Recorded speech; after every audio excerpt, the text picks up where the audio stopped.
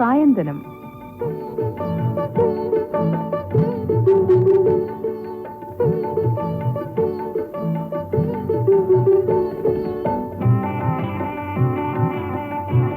പ്രിയ ശ്രോതാക്കളെ, വനിതാരത്നം award ജേതാവും ആശ്രയയുടെ സ്ഥാപകയുമായ Shantha ജോസുമായി Ranjini MR നടത്തുന്ന അഭിമുഖം ഇപ്പോൾ കേൾക്കാം.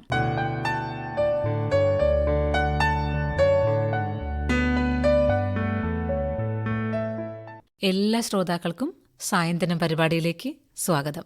ഇന്ന് നമ്മുടെ അതിഥി ആരോഗ്യ രംഗത്ത്, അല്ലെങ്കിൽ സ്ത്രീകൾക്കും കുട്ടികൾക്കും എല്ലാവർക്കും സമൂഹത്തിൽ ഒരു ആശ്രയ എന്ന ഒരു ആശ്രയം തന്നെ മുന്നോട്ട് വെച്ച ഒരു വ്യക്തിയാണ് ശ്രീമതി ശാന്ത ജോസ്.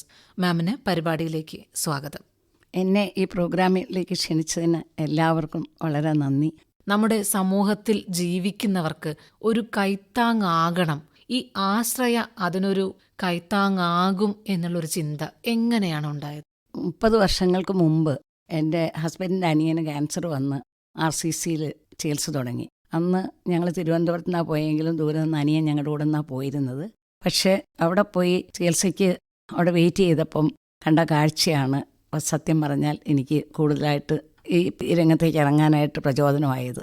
അവിടെ ദൂരെ നിന്ന് കണ്ണൂർ മലപ്പുറം സൈഡിൽ നിന്ന് രാത്രി ട്രെയിനിൽ കയറി വെളുപ്പാങ്കാലത്ത് 3 മണി 4 മണിക്ക് അവിടെ വന്ന് ബാത്റൂമിൽ പോകാനുള്ള സൗകര്യങ്ങളൊക്കെ പുതുതായിട്ട് തുടങ്ങിയ തീരെ കുറവായിരുന്നു. വെള്ളം കുടിക്കാനോ അങ്ങനെ ഒന്നും ഉള്ള സൗകര്യങ്ങൾ കുറവായിരുന്നപ്പം അവരവിടെ വന്ന് ഇരിക്കാനുള്ള സൗകര്യങ്ങളൊക്കെ അന്ന് വളരെ കുറവായിരുന്നു. പുതിയതായിട്ട് തുടങ്ങുന്നേ ഉള്ളായിരുന്നു. അപ്പോൾ അവിടെ തറയിൽ കിടക്കുന്ന രോഗികൾ, പിന്നെ അവിടെ രോഗികളുടെ കാഴ്ച അന്നൊക്കെ കൂടുതൽ നമുക്ക് കാണുമ്പോൾ ഭയാനകമായി തോന്നുമായിരുന്നു. ഇപ്പം അതില്ല കേട്ടോ. ഇവർ തറയിൽ കിടക്കുന്നു, അവരുടെ മാനസിക വിഷമങ്ങളെല്ലാം ഞങ്ങളവിടെ ചെന്നപ്പോൾ മനസ്സിലാവാൻ എനിക്ക് തോന്നി. അപ്പം ഞാൻ എൻ്റെ 2-3 ഫ്രണ്ട്സുമായിട്ട് വിളിച്ച് ഞാൻ അവരോട് പറഞ്ഞു, ഇങ്ങനെ നമുക്ക് എന്തെങ്കിലും ഇവർക്ക് വേണ്ടി ചെയ്യാൻ പറ്റുമോ എന്ന്. അങ്ങനെ RCCയിലാണ് ഇത് ഞങ്ങൾ തുടങ്ങിയതും പോയതും. അവിടെ ഡയറക്ടർ ഡോക്ടർ കൃഷ്ണൻ നായർ സാറിനെ കണ്ടു. അപ്പം ഞങ്ങൾ ഇങ്ങനെ എന്തെങ്കിലും ഒന്ന് ഞങ്ങൾ ഇവർക്ക് വേണ്ടി ചെയ്യണമെന്നൊരാഗ്രഹം ഉണ്ടെന്ന് പറഞ്ഞു. അപ്പം അദ്ദേഹം പറഞ്ഞു, നിങ്ങൾ കുറച്ച് പേരുടെ കൂടെ ഉണ്ട്, ഒന്നിച്ച് നിൽക്കാമെന്നുണ്ടെങ്കിൽ കൂടുതൽ ആളുണ്ടെങ്കിൽ ഞങ്ങളൊരു ട്രെയിനിങ് നിങ്ങൾക്ക് തരാം, എന്നിട്ട് നിങ്ങൾ രോഗികളുമായിട്ട് സംസാരിക്കുകയും ഇടപെടുകയും ചെയ്യാനുള്ള സാഹചര്യം ഉണ്ടാക്കി തരാം എന്ന് ഞങ്ങളോട് പറഞ്ഞു. അന്ന് ഞങ്ങളുടെ മുമ്പിൽ ഒരു വോളണ്ടിയർ എന്ന് പറഞ്ഞൊരു കൺസെപ്റ്റ് ഇല്ലായിരുന്നു. എങ്ങനെ ചെയ്യും, എന്ത് ചെയ്യും എന്ന്. അപ്പം ഡോക്ടർ പോൾ സെബാസ്റ്റ്യൻ എന്ന് പറഞ്ഞു, ഇങ്ങനെ ടാറ്റായിലൊക്കെ വോളണ്ടിയേഴ്സ് വർക്ക് ചെയ്യുന്നുണ്ട്, അപ്പം അതുപോലെ നിങ്ങൾക്കും ചെയ്തുകൂടെ എന്ന് എന്നോട് ഒരിക്കൽ ചോദിച്ചിട്ടുണ്ടായിരുന്നു ഞാൻ വേറൊരു അസോസിയേഷനിൽ ചെന്നപ്പോൾ. അത് കഴിഞ്ഞാണ് ഞങ്ങൾ ചെന്ന് കഴിഞ്ഞ് ഞാൻ ഈ ഐഡിയ പറഞ്ഞതോടുകൂടി ഒരു 15 പേര് 30 പേര് പിന്നെ 45 പേരോളം ഞങ്ങൾക്ക് മെമ്പേഴ്സായിട്ട് 9 പേര് എൻ്റെ കൂടെ ചേരാമെന്ന് പറഞ്ഞു ഈ പ്രവർത്തനത്തിൽ. അങ്ങനെ ഞങ്ങൾ ഡോക്ടർ കൃഷ്ണനായർ സാറിനെ വന്ന് കണ്ട് സാറ് ഞങ്ങൾക്ക് വേണ്ടിയിട്ട് ഒരു ഓറിയൻറ്റേഷൻ പ്രോഗ്രാം, എന്താണ് ക്യാൻസർ എന്നും രോഗികൾക്കിടയിലൂടെ കൊടുക്കാനുള്ള മെസ്സേജ് ആളുകളുടെ ഇടയിൽ പകരുമെന്നുള്ള വലിയ വിശ്വാസമുള്ള സമയമാണ്. പണ്ട് കാലത്ത് ഈ ക്യാൻസർ എന്ന മനുഷ്യനെ കാർന്നു തിന്നുന്ന ഈ അസുഖം പലതരത്തിലുള്ള പല സംശയങ്ങളിലും ആൾക്കാർക്കിടയിൽ ജനിപ്പിച്ചിരുന്നു. അല്ലെങ്കിൽ പല രീതിയിലുള്ളൊരു ഭയം ഇതിനോട് മനുഷ്യർക്ക് ഇന്നുള്ളതിനേക്കാൾ കൂടുതൽ അന്നുണ്ടായിരുന്നു. അപ്പോൾ അതിനെയൊക്കെ എങ്ങനെയാണ് തരണം ചെയ്തത്? അന്ന് വളരെയധികം കാഴ്ചയ്ക്കും വളരെ പ്രയാസം തോന്നുമായിരുന്നു. അതുകൂടാതെ മനുഷ്യരുടെ ഇടയിൽ കീമോതെറാപ്പി ചെയ്യുമ്പോൾ മുടി പോവും, മുടി പോയാൽ വരുമോ? അതുപോലെ തന്നെ ഒരു ലേഡി എന്നോട് ചോദിച്ചു, ചെറുപ്പമാണ്, അവർക്ക് ബ്രസ്റ്റ് ക്യാൻസർ വന്നു, അപ്പോൾ അത് റിമൂവ് ചെയ്തുകൊണ്ട് എൻ്റെ മരുമോൾ എന്നെ എങ്ങനെയായിരിക്കും വിളിക്കാൻ പോകുന്നത്, എൻ്റെ ഹസ്ബൻഡ് എന്നെ ഉപേക്ഷിക്കുമോ, അങ്ങനെ ഉള്ളൊരു ധാരണ ഉള്ളവരുണ്ടായിരുന്നു. പിന്നെ പല പേഷ്യൻസും വരുമ്പോൾ പറയും അവർക്ക് വേറെ പാത്രം വെച്ച് കൊടുക്കും, വേറെ ഭക്ഷണം വെച്ച് കൊടുക്കും, കൊച്ചുമക്കളെ അടുത്തോട്ട് വിടുകയല്ല, അത് കഴിയുമ്പോൾ അവർക്ക് ക്യാൻസർ വരുമെന്നുള്ള ഒരു ഭയം വീട്ടിലെ മക്കൾക്കും മരുമക്കൾക്കൊക്കെ ഉണ്ടായിരുന്നു. അങ്ങനെ അത് പകരുന്ന രോഗമാണോ എന്നൊക്കെ ഉള്ള വളരെയധികം സംശയങ്ങളുള്ള കാലത്താണ് ഞങ്ങൾ ചെന്നത്. അപ്പം അത് കഴിഞ്ഞപ്പോൾ പിന്നെ ഞങ്ങൾ എന്താ ചെയ്യേണ്ടതെന്നുള്ളത് ചോദിച്ചപ്പം ആദ്യം വരുന്ന ആളുകൾ പുതുതായിട്ട് വന്നു കഴിയുമ്പം അവർക്കവിടെ RCCയിലെ പുതിയ സിസ്റ്റം ഒന്നും അറിയാൻ പറ്റുന്നില്ല. കീമോതെറാപ്പി എവിടെയാ, റേഡിയേഷൻ എവിടെയാ, ലാബ് എവിടെയാ. അപ്പോൾ അവരിങ്ങനെ വഴിതെറ്റി നടക്കുന്ന സമയത്ത് ഞങ്ങൾക്ക് വഴി കാണിച്ചു കൊടുക്കുക, ഗൈഡ് ചെയ്യാന്നുള്ള ഒരു ജോലിയിലാണ് ആദ്യം ഞങ്ങൾ പ്രവേശിച്ചത്. പിന്നെ അവരോട് സംസാരിക്കാനാണേലും വളരെ സൂക്ഷിച്ച് സംസാരിക്കണമായിരുന്നു. അപ്പോൾ അത് കഴിയുമ്പോൾ ഞങ്ങൾ അങ്ങനെ അവിടെ ഫ്രണ്ടിൽ നടക്കുമ്പോൾ ആളുകളുടെ വിചാരം എന്താ വെച്ചാൽ ഞങ്ങൾ വലിയ സൊസൈറ്റി ലേഡീസായിട്ട് ഞാൻ വരികയാണ്, അല്ലാതെ ഇങ്ങനെ വോളണ്ടിയർ കൺസെപ്റ്റ് പുറത്തില്ലല്ലോ. അപ്പോൾ അവർക്ക് തൊഴിലൊന്നുമില്ലേ, ക്ലബ്ബിൽ പോയി കളിച്ചുകൂടെ, ഇവിടുന്ന് കൂടെ എന്തിനാ ഇവിടെ വന്നിരിക്കണേ എന്നൊക്കെ പറഞ്ഞൊരുമാതിരി ഞങ്ങളെ പുറകോട്ടാക്കാൻ പല വഴി നോക്കി. പ്രത്യേകിച്ച് ഞങ്ങൾക്ക് കൂടുതലായിട്ടൊന്നും ചെയ്യാൻ പറ്റാതെ പറ്റുന്ന ഈ വക ജോലികളൊക്കെ ചെയ്ത് നടക്കുകയായിരുന്നു. അപ്പൊ എങ്ങനെയാണ് ഇത്തരത്തില് സമൂഹത്തിൽ നിന്ന് സമൂഹത്തിന് വേണ്ടി ഒരു കാര്യം ചെയ്യാൻ വേണ്ടി ഇറങ്ങിത്തിരിച്ച ഒരു കൂട്ടം ആൾക്കാർ അല്ലെങ്കിൽ കുറച്ച് വ്യക്തികൾ അവർക്ക് നേരിടുന്ന ഇതുപോലെയുള്ള വ്യക്തിപരമായ പ്രശ്നങ്ങൾ അല്ലെങ്കിൽ അപമാനങ്ങൾ അല്ലെങ്കിൽ ഇത്തരത്തിലുള്ള കാര്യങ്ങളൊക്കെ എങ്ങനെയാണ് തരണം ചെയ്ത് ഇതിനെ മുന്നോട്ട് ഇത്രയും കാലം കൊണ്ടുപോയത്?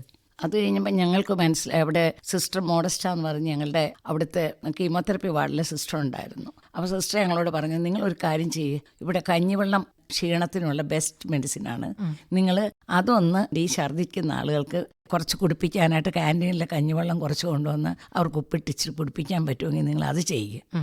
അതുപോലെ ഡ്രിപ്പൊക്കെ തീർന്നാൽ ഞങ്ങളുടെ കൂടെ ഡോക്ടേഴ്സൊക്കെ ഉണ്ട്, അവർ ബിസി ആയിരിക്കും.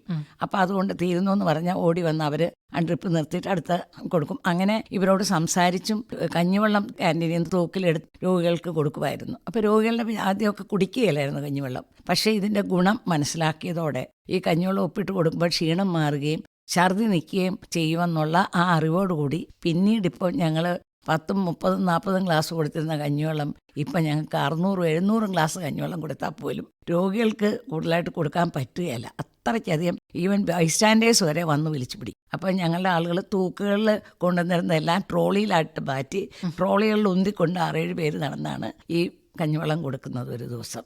സമൂഹത്തിന് കൂടുതൽ ഉപകാരപ്രദമാകുന്ന ഇത്തരത്തിലൊരു വലിയൊരു ദൗത്യം ഏറ്റെടുത്ത് ചെയ്യുമ്പോൾ അതിനാവശ്യമായ സഹായ സഹകരണങ്ങൾ, ധനം എല്ലാം വേണം. അപ്പൊ ഇതെല്ലാം എങ്ങനെയാണ് കണ്ടെത്തിയിരുന്നത്? ഞങ്ങളവിടെ ചെന്നപ്പം ഡോക്ടേഴ്സ് പറഞ്ഞു, ഒരു പയ്യൻ്റെ കാല് മുറിക്കേണ്ടി വന്ന് ക്യാൻസറായിട്ട്. അപ്പോൾ അതിന് ഓടിക്കളഞ്ഞു. ഒരു കൊല്ലം കഴിഞ്ഞപ്പോൾ ആ ക്യാൻസർ ഒത്തിരി വലുതായി. അത് കഴിഞ്ഞാണ് ആ കാല് മുറിക്കുന്നത്. 18 വയസ്സുള്ളൊരു പയ്യനാണ്. അപ്പോൾ അവന് കീമോതെറപ്പി ചെയ്യുകയാണ്. അന്നത്തെ കാലത്ത് ചെറിയ എമൗണ്ട് എന്ന് നമുക്ക് പറയാം. അങ്ങനെ ഒരു എമൗണ്ട് ഉണ്ടെങ്കിൽ അങ്ങനെ 8 or 10 കീമോതെറപ്പി കൊടുക്കുകയാണെങ്കിൽ ആ പയ്യൻ നോർമലാവും, അവൻ്റെ അസുഖം എല്ലാം മാറുമെന്ന് അന്ന് ആ ഡോക്ടർ ഞങ്ങളോട് വന്ന് ചോദിച്ചു, നിങ്ങൾക്ക് എന്തെങ്കിലും തരത്തിൽ ഹെൽപ്പ് ചെയ്യാമോ എന്ന്. അവസാനം ഞങ്ങൾ ഞങ്ങളുടെ ഫ്രണ്ട്സിനോടും നെയ്ബേഴ്സിനോടും ഒക്കെ ചോദിച്ച് ഈ ഓരോ കീമോതെറപ്പിക്ക് വരുമ്പോൾ ഡോക്ടർ പറയും, ഞങ്ങൾ ആ എമൗണ്ട് മറ്റുള്ളിടത്തു നിന്ന് ഇങ്ങനെ കൂട്ടുകാരോടും നാട്ടുകാരോടും വീട്ടുകാരോടും ചോദിച്ച് കൊണ്ടടച്ചു കൊടുക്കുമായിരുന്നു. അങ്ങനെ ആ കുട്ടി ഒരു കൊല്ലം കഴിഞ്ഞപ്പോൾ നല്ല മിടുക്കനായിട്ട് നടക്കണ കണ്ടപ്പം എനിക്ക് മനസ്സിലാക്കാൻ പറ്റിയില്ല ആരാന്ന്. അത്രയ്ക്ക് മിടുക്കനായി നല്ല സുഖമായിട്ട് ജീവിക്കുന്നത് ഞങ്ങൾക്ക് കാണാൻ പറ്റി.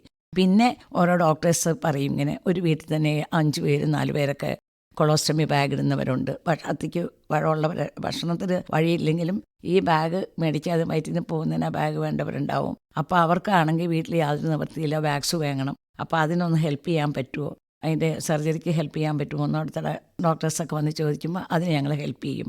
അപ്പോൾ ചില കുട്ടികൾ അമ്മമാരെയും കൊണ്ട് വന്നിട്ട് ഉമ്മായിക്ക് ഓപ്പറേഷനാണ്, കീമോതെറപ്പിയാണ് മാഡം, ഞങ്ങൾക്ക് കാശ് തരുമെന്ന് ചോദിക്കണം. കൊച്ചു പിള്ളേർ വന്നിട്ട് ചോദിക്കുമ്പോൾ ഞങ്ങളിങ്ങനെ അയലോക്കത്തൊക്കെ ചോദിച്ച് ആളുകളോടും കൂട്ടുകാരോടും പറഞ്ഞ് അങ്ങനെ ഞങ്ങൾ കൈ നീട്ടി ഓരോരോ സർജറി ഓരോരോ കീമോതെറപ്പിക്കുമൊക്കെ കൊടുത്ത് അവസാനം ഞങ്ങൾക്കിപ്പം ചെറിയ തോതിൽ കൊടുത്ത ഞങ്ങൾ ഇപ്പം ഏകദേശം 1,70,00,000 രൂപ വരെ ഒരു കൊല്ലം ഈ രോഗികളുടെ ഈ വക ചികിത്സയ്ക്കും കീമോതെറപ്പിക്കുമായിട്ട് കൊടുത്തു. അതിൽ പ്രധാനമായിട്ട് ഞങ്ങൾക്ക് ചികിത്സയ്ക്ക് കൊടുക്കുക അങ്ങനെയുള്ളതായിരുന്നല്ലോ ആദ്യത്തെ ഞങ്ങളുടെ ധാരണ. പക്ഷെ പിന്നീട് ഞങ്ങൾക്ക് മനസ്സിലായി ചികിത്സ മാത്രം കൊണ്ട് ക്യാൻസർ ഇതിൽ പിടിച്ചു നിൽക്കാൻ പറ്റൂല. കാരണം വെച്ചാൽ അവരുടെ കുടുംബം, ഒരു ക്യാൻസർ വന്ന് ആ കുടുംബമാണ് സഫർ ചെയ്യുന്നത്. ഇത്തരത്തിലുള്ള ഒരു അസുഖം വന്നു കഴിയുമ്പോൾ ഒരു മനുഷ്യൻ മാനസികമായും ശാരീരികമായും എല്ലാ തരത്തിലും ആ വ്യക്തിയുടെ കുടുംബവും ഒരുപാട് ബുദ്ധിമുട്ടുകൾ അനുഭവിക്കുന്നുണ്ട്. ഇതിനെയൊക്കെ തരണം ചെയ്യാൻ എങ്ങനെയാണ് സാധിക്കുന്നത്? അല്ലെങ്കിൽ അത്തരത്തിലുള്ള വ്യക്തികൾക്ക് വേറെ ഏതൊക്കെ തരത്തിലുള്ള സഹായങ്ങളാണ് ആശ്രയം മുന്നോട്ട് വെക്കുന്നത്? ഞങ്ങൾക്ക് മനസ്സിലായി, പൈസ കൊടുത്ത് രോഗിക്ക് വേണ്ടി കഷ്ടപ്പെട്ടാൽ മാത്രം പോരാ, ആ കുടുംബത്തെ എങ്ങനെ നമുക്ക് റീഹാബിലിറ്റേറ്റ് ചെയ്യാം എന്നുള്ളൊരു പദ്ധതി ഞങ്ങൾ ആലോചിക്കാൻ തുടങ്ങി അവരുടെ പ്രയാസങ്ങൾ കണ്ടപ്പോൾ. അതുകൊണ്ട് ഞങ്ങൾ ആലോചിച്ചിട്ട് ഞങ്ങൾ 2 തരത്തിലാണിപ്പോൾ വർക്ക് ചെയ്യുന്നത്. ഒന്ന്, ഒരു പിള്ളേരുടെ വിദ്യാഭ്യാസം നിന്ന് പോകുന്നവരുണ്ട്. അത് ലോൺ എടുക്കുമ്പോൾ അറിയില്ല അച്ഛന് ക്യാൻസർ ആകുമെന്ന്, അല്ലെ അമ്മയ്ക്ക് ക്യാൻസർ ആകും, അവരുടെ പഠിത്തം നിന്ന് പോകുന്നു. പിന്നെ അതുപോലെ ചെറിയ ക്ലാസ്സിലെ കുട്ടികളുടെ പഠിത്തം നടക്കുന്നില്ല, അച്ഛനും അമ്മയും കൂടി ആയിരിക്കും വന്ന് നിൽക്കുന്നത്. അപ്പോൾ അവർക്ക് പഠിക്കാനായിട്ടുള്ള വരുമാനം ഉണ്ടാവുകയില്ല. അത്തരത്തിലുള്ള ബുദ്ധിമുട്ടുകൾ മനസ്സിലാക്കി ഞങ്ങൾ എഡ്യൂക്കേഷന് വേണ്ടി ഒരു കമ്മിറ്റി ഉണ്ടാക്കി. അവർ ഈ കുട്ടികളുടെ പഠിത്തവും അവരെവിടെ പഠിക്കുന്നു, എങ്ങനെ പഠിക്കുന്നു, പിന്നെ ചെറിയ ക്ലാസ് തുടങ്ങി doctors, engineers, nursing, lab technician, ഏത് പ്രൊഫഷണലായിട്ട് ജോലി കിട്ടത്തക്കത്തിലുള്ള ഞങ്ങൾ പ്രൊമോട്ട് ചെയ്യും. സ്കൂൾ തലം തുടങ്ങി 4ാം ക്ലാസ് തുടങ്ങി ഞങ്ങൾ മുകളിൽ ഉള്ള രോഗികളായിട്ട് തന്നെ ഏകദേശം 99 കുട്ടികളൊക്കെ ഉണ്ട്. അവർ പഠിക്കും, പിന്നെയും വരും. അങ്ങനെ നല്ല മിടുക്കരായിട്ടുള്ള കുട്ടികളെ ഞങ്ങൾ 400ഓളം പേരെ ഏകദേശം പഠിപ്പിക്കുന്നുണ്ട്. അപ്പോൾ വിദ്യാഭ്യാസം, ആരോഗ്യം, ഈ മേഖലകളുമായിട്ട് ബന്ധപ്പെട്ടുകൊണ്ട് ആശ്രയ ഒരുപാട് സഹായങ്ങൾ മുന്നോട്ട് വയ്ക്കുന്നുണ്ട്. അതോടൊപ്പം തന്നെ ഇത്തരത്തിലുള്ള അസുഖം ബാധിക്കുമ്പോൾ ആ കുടുംബത്തിന്റെ മൊത്തത്തിലുള്ള സാമ്പത്തിക സ്ഥിതി ശോചനീയമാവുന്നുണ്ട്. അപ്പോൾ അവരെ അസുഖത്തിൽ നിന്നും ഒരു മോചനം നേടാൻ അനുസരിച്ചുള്ള രീതിയിൽ ഭക്ഷണം തുടങ്ങിയവയൊക്കെ അവരിലേക്ക് എത്തിക്കാൻ എന്തൊക്കെ സഹായമാണ് ചെയ്യുന്നത്? രോഗികളായിട്ട് വരുന്ന ആളുകൾക്ക് ഭക്ഷണം കഴിക്കാനോ മരുന്ന് മേടിക്കാനോ പറ്റാത്തതായിട്ടുള്ള വലിയൊരു സമൂഹമുണ്ട്. അപ്പം ഞങ്ങൾ അതിനെപ്പറ്റി ചോദിച്ചറിഞ്ഞ് അവർക്ക് മന്ത്ലി പൈസ വീട്ടിലെത്തിക്കാനുള്ള സാഹചര്യമാണ് കൂടുതലാണ് ഞങ്ങൾ ചെയ്യുന്നത്. അപ്പം മന്ത്ലി അലവൻസ് പോലെ അവർക്ക് കൊടുക്കും.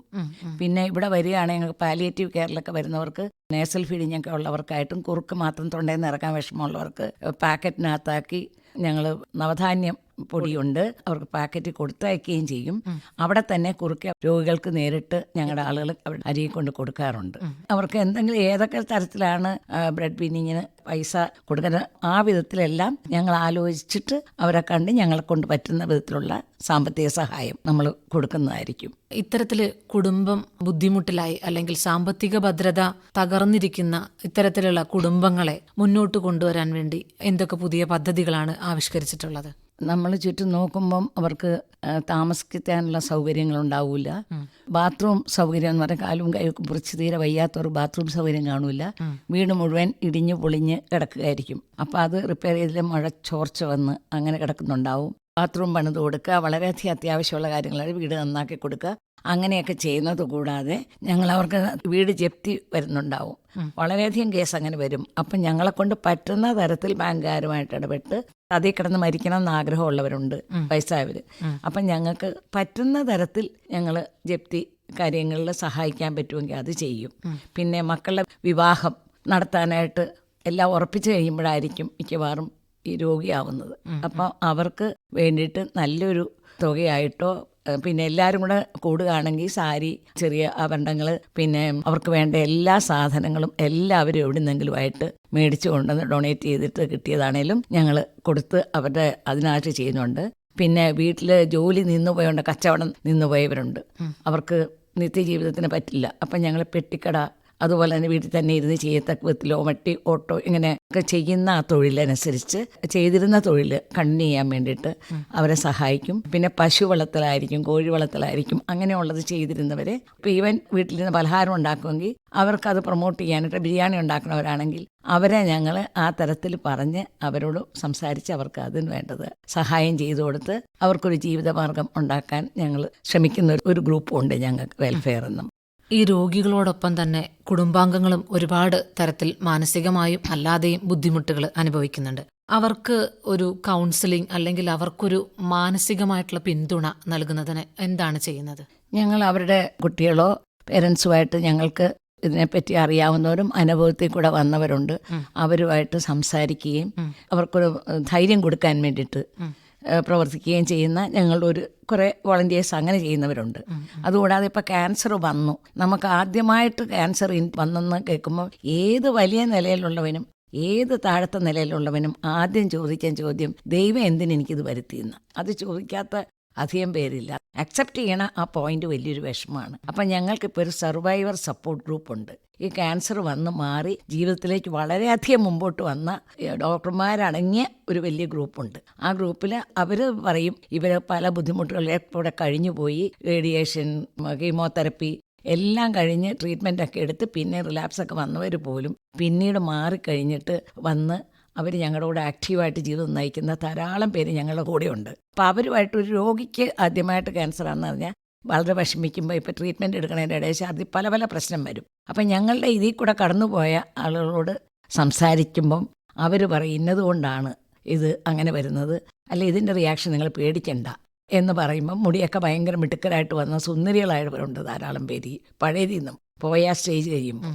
അപ്പോൾ അങ്ങനെയുള്ള അവരുടെ സപ്പോർട്ട് കിട്ടുമ്പോൾ ഒരു ഡോക്ടറോ ഒരു നേഴ്സോ അല്ലെങ്കിൽ നമ്മളെപ്പോലെ ഒരാളോ പറയുന്നതിനും ഒരു 10 ഇരട്ടി ആത്മവിശ്വാസവും ധൈര്യവും അവർക്ക് കിട്ടും. അങ്ങനെ ഞങ്ങൾക്കൊരു സർവൈവർ സപ്പോർട്ട് ഗ്രൂപ്പ് എന്ന് പറഞ്ഞ് തന്നെയുണ്ട്. ക്യാൻസർ ട്രീറ്റ്മെന്റിനും അതിനോടനുബന്ധിച്ച പല ചികിത്സയ്ക്കും വേണ്ടി ഓരോ വ്യക്തികൾക്കും ഗതാഗത സൗകര്യത്തിനായിട്ട് ഒരുപാട് പൈസ ചെലവുണ്ട്. അപ്പോൾ ഈ സമയത്തൊക്കെ അവർക്കൊരു കൈത്താങ്ങാവാൻ എങ്ങനെയാണ് സാധിക്കുന്നത്? ദൂരെ നിന്ന് വന്ന ആളെ തന്നെ ഒരു ദിവസം ഞങ്ങൾ അവിടെ നിൽക്കുമ്പം അവിടെ ഒരു കരച്ചിൽ കേട്ടു. എപ്പോഴും ഇടയ്ക്ക് കരച്ചിട്ട് നോക്കിയപ്പോൾ എന്താണെന്ന് വെച്ചാൽ ദൂരെ നിന്ന് കൊണ്ടുവന്നേ ഉള്ളൂ. ആള് 500 രൂപ കൈ പിടിച്ച് വന്നതാണ്. അവിടെ കൊണ്ടുവന്ന് കഴിഞ്ഞിട്ട് കഴിയുമ്പോഴത്തേക്ക് തന്നെ ആള് മരിച്ചു. ആ സമയത്ത് അവർക്ക് താങ്ങാൻ പറ്റിയില്ല. അവിടെ നിന്ന് കോഴിക്കോട് സൈഡിൽ നിന്ന് അങ്ങനെ കൊണ്ടുവന്നതാണ്. അപ്പോൾ അവർക്ക് ആംബുലൻസ്, അവരുടെ കയ്യിൽ ഒരു പൈസ ഇല്ല. അതുപോലെ ഡിസ്ചാർജ് ചെയ്ത് വീട്ടിൽ പോകാൻ പറയും. അപ്പോൾ അവർക്ക് പൈസ കാണില്ല. ഇപ്പോൾ ട്രാൻസ്പോർട്ടേഷൻ റെഗുലർ ചെക്കപ്പിന് വരാനായിട്ട് ബസ്സിന് ഒന്നും വരാൻ പറ്റാത്തവർ വളരെ ദൂരെ നിന്ന് കാറിലായിരിക്കും ചെക്കപ്പിന് വരുന്നത്, കിടന്നു വരുന്നത്. ആ രോഗികൾക്ക് ട്രാൻസ്പോർട്ടേഷൻ അവരുടെ കയ്യിൽ പൈസ കാണില്ല, വണ്ടി ഇങ്ങനെ വെയിറ്റ് ചെയ്യും. അപ്പോൾ അങ്ങനെയൊക്കെയുള്ള സ്ഥലങ്ങളിൽ ഞങ്ങൾ അറിയുകയാണെങ്കിൽ ഞങ്ങൾ പറ്റണ ഒരു തുക ആംബുലൻസുകാരോട് സംസാരിക്കും. അങ്ങനെയുള്ള തുക കൊടുത്ത് അവരുടെ കയ്യിൽ ഞങ്ങൾ അയച്ച് ട്രാൻസ്പോർട്ടേഷനും ആംബുലൻസിനും വേണ്ടി ഞങ്ങളൊരു നല്ലപോലെ തുക കൊടുക്കാറുണ്ട്. സാമൂഹ്യ സേവനത്തിൽ താല്പര്യമുള്ള വ്യക്തികൾ എങ്ങനെയാണ് ആശ്രയയെ സമീപിക്കേണ്ടത്? സാധാരണഗതിയിൽ പുതിയതായി ബെഡ്ഷീറ്റ്സ്, അതുപോലെ തന്നെ നല്ല നൈറ്റീസ്, ഷർട്ട്സ്, ടീഷർട്ട്സ് ഒക്കെ അങ്ങനെയുള്ള നല്ല സാധനങ്ങൾ കൊടുക്കണം ഉള്ളവരും, അല്ലാതെ ഫൈനാൻഷ്യലായിട്ട് ഓരോ രോഗിക്ക് എന്തെങ്കിലും തരത്തിൽ സഹായിക്കണം എന്നുണ്ടെങ്കിൽ ആശ്രയയുടെ ഓഫീസ് RCCയിൽ തിരക്കെ കയറുമ്പോൾ തന്നെ ഉണ്ട്. അപ്പം അവിടെ തിരക്കുകയാണെങ്കിൽ ആശ്രയ എവിടെയാണെന്ന് ചോദിച്ചാൽ അവർ പറഞ്ഞു തരും. അവിടെ ഓഫീസിൽ സാധാരണ വർക്കിംഗ് ഡേയ്സ് എപ്പോഴും കാലത്തോട്ട് 3:30 വരെ അവിടെ ആൾ കാണും. അപ്പോൾ അതുവഴിയെ പുറം പൊതുജനത്തിന് ഞങ്ങളെ സഹായിക്കാൻ പറ്റും. പ്രോപ്പർ റെസീറ്റ്സും എല്ലാവർക്കും കൊടുക്കുന്നതായിരിക്കും. ഈ വനിതാ സ്വയം സഹായ ഗ്രൂപ്പുകൾ, മറ്റുള്ള സന്നദ്ധ സംഘടനകൾ ഒക്കെ ആശ്രയവുമായിട്ട് ചേർന്ന് പ്രവർത്തിക്കുന്നുണ്ടോ? തീർച്ചയായിട്ടും. എങ്ങനെയാണെങ്കിലേ നമുക്കത് മുമ്പോട്ട് കൊണ്ടുപോകാൻ പറ്റുള്ളൂ. പല സ്ഥലങ്ങളിൽ നിന്നുള്ളവരും നമ്മൾ ഒരു പ്രത്യേക കേസാണ്, ഇന്നയാണത് വളരെ കഷ്ടമായിട്ടുള്ളൊരു കേസാണ്. അപ്പം അങ്ങനെയാണെങ്കിൽ ഞങ്ങൾ ചിലപ്പം അവരോട് പറയും, ഒരു ആപ്ലിക്കേഷൻ എഴുതി കൊടുക്കും, ഇവരെ സഹായിക്കാമോ എന്ന് ചോദിക്കും. പിന്നെ അവിടെ നിന്നുള്ള ആളുകൾ അവരുടേതായ എന്തെങ്കിലും തരത്തിലുള്ള കഴിവുകൾ ഞങ്ങൾക്ക്, ഇപ്പോൾ ടോയ്സ് ആയിരിക്കും കളക്ട് ചെയ്ത് തരുന്നത്, അല്ല ക്ലോത്ത്സ് ആയിരിക്കും കളക്ട് ചെയ്ത് തരുന്നത്.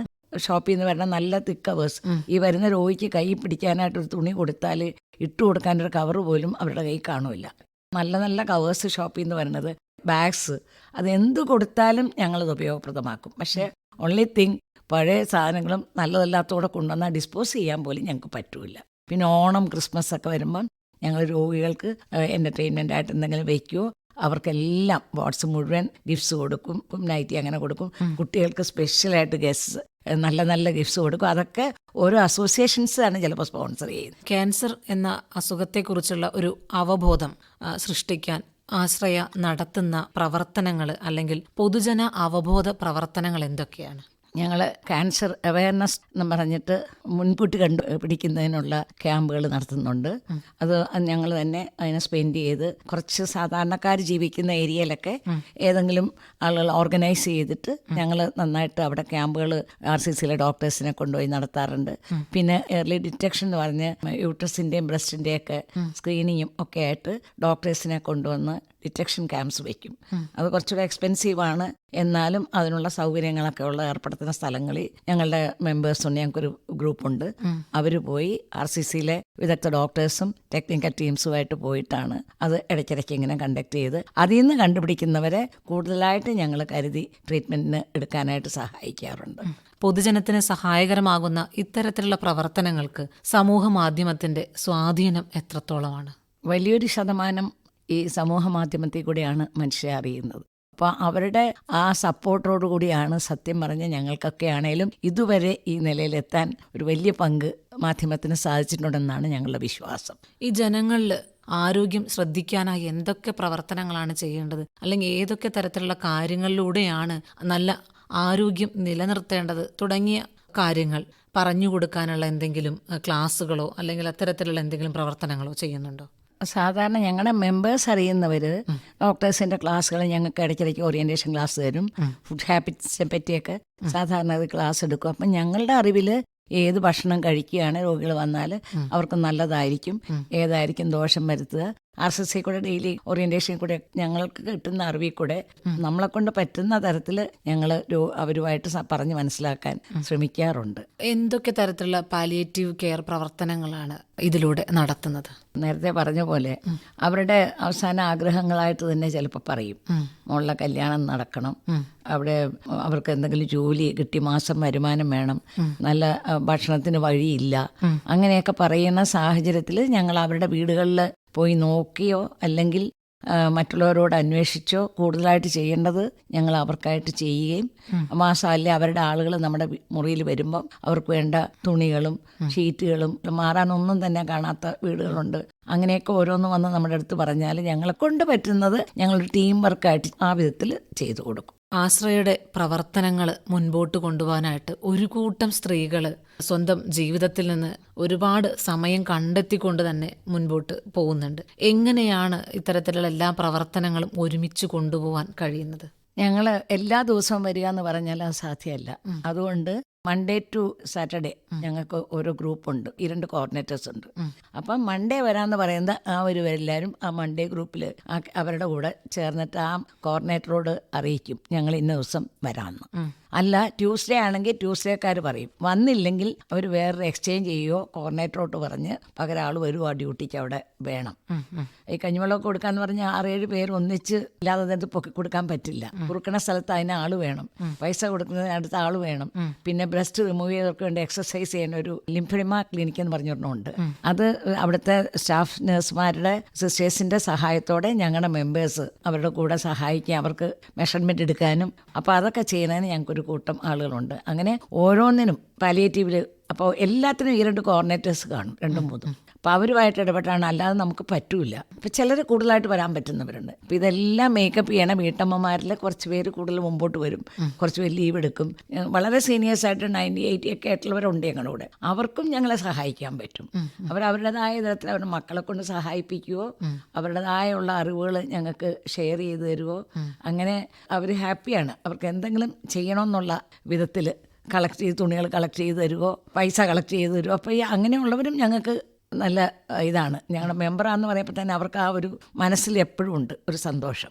ഈ വയസ്സിലും ചുറുചുറുക്കോടെ ഇത്തരത്തിലുള്ള രോഗികൾക്ക് വേണ്ടി, പൊതുസമൂഹത്തിന് വേണ്ടി നന്മ ചെയ്യാനായിട്ട് ഉണർന്ന് പ്രവർത്തിക്കാനുള്ള ഊർജം എങ്ങനെയാണ് ഇത് സംഭരിക്കുന്നത്? എൻ്റെ ഫാദർ ഡോക്ടറായിരുന്നു 55 വർഷം മുമ്പ്.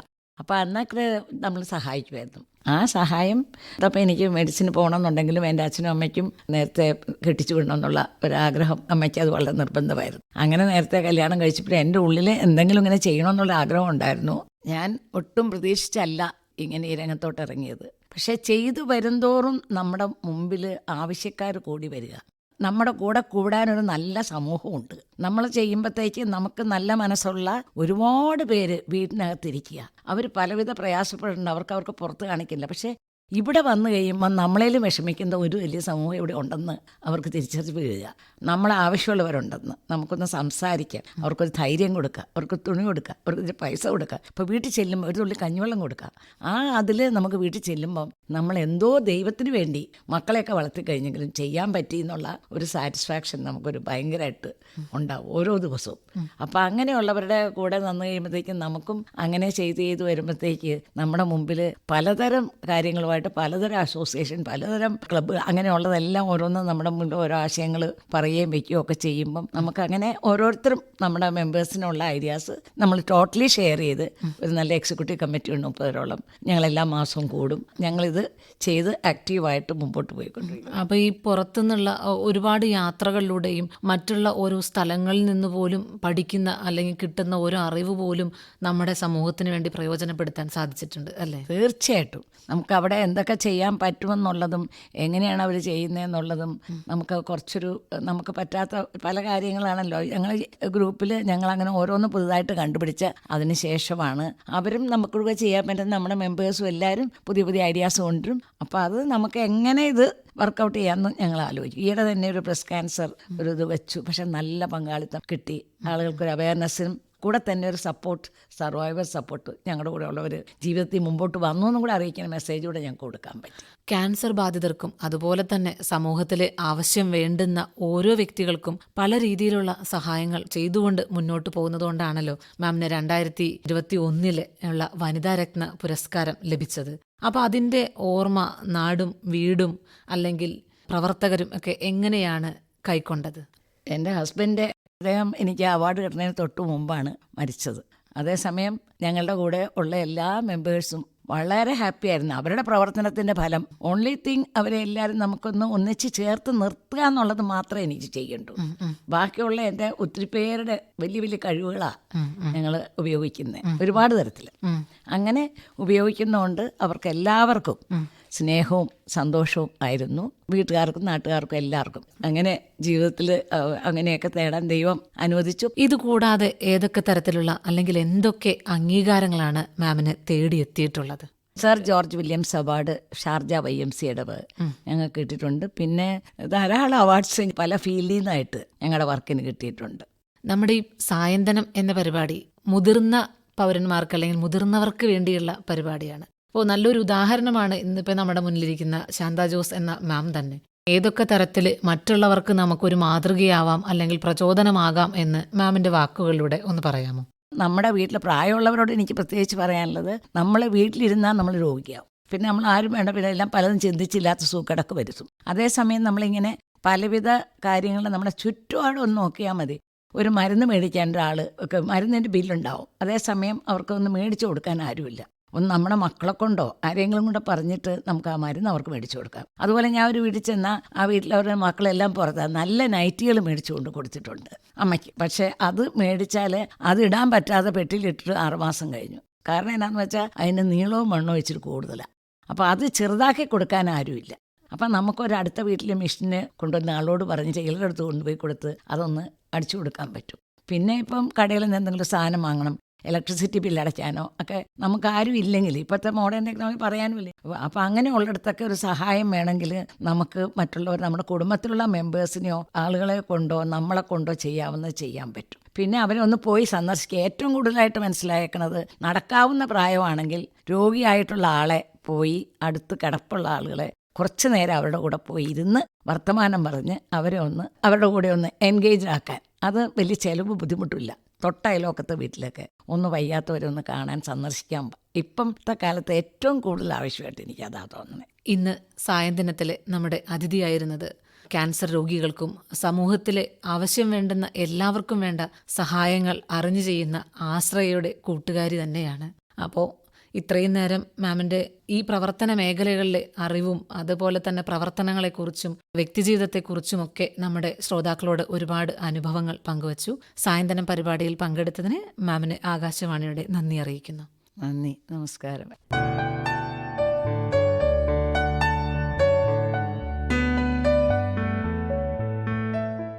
വനിതാരത്നം അവാർഡ് ജേതാവും ആശ്രയയുടെ സ്ഥാപകയുമായ ശാന്ത ജോസുമായി രഞ്ജിനി MR നടത്തിയ അഭിമുഖമാണ് ശ്രോതാക്കൾ ഇതുവരെ കേട്ടത്.